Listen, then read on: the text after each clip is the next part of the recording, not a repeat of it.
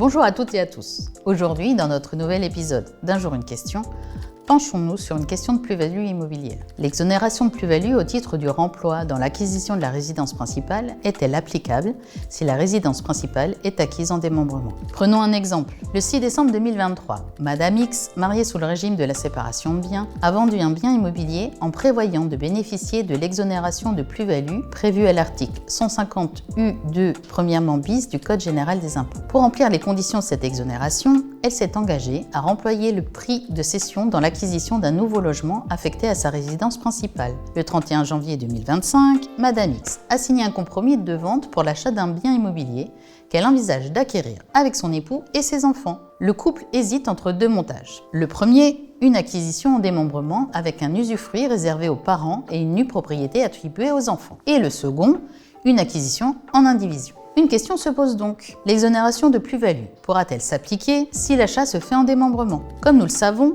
l'article 150 U2 premièrement bis du CGI prévoit une exonération de la plus-value résultant de la première cession d'un logement autre que la résidence principale, sous réserve du respect des conditions suivantes. Le cédant ne doit pas avoir été propriétaire de sa résidence principale au cours des 4 années précédant la cession. Le prix de cession doit être entièrement ou partiellement réinvesti dans l'acquisition ou la construction d'un logement affecté à l'habitation principale. Or, la doctrine fiscale précise que l'exonération ne s'applique que si l'acquisition du bien est réalisée en pleine propriété, y compris en indivision. En revanche, lorsque le prix de cession est affecté à l'acquisition de droits démembrés, usufruit ou nue propriété, l'exonération n'est pas applicable. En l'espèce, si Madame X opte pour un démembrement de propriété, elle ne pourra pas prétendre à l'exonération fiscale prévue par l'article 150 U2 premièrement bis du CGI. En revanche, une acquisition en indivision permettrait de respecter les conditions de l'exonération. Pour résumer, dans le cas présent, pour que Madame X puisse bénéficier de l'exonération de plus-value prévue à l'article 150 U2 premièrement bis du CGI, son acquisition doit être réalisée en pleine propriété. Le choix d'un montage en démembrement exclurait l'application de cette exonération. Cet épisode vous a éclairé?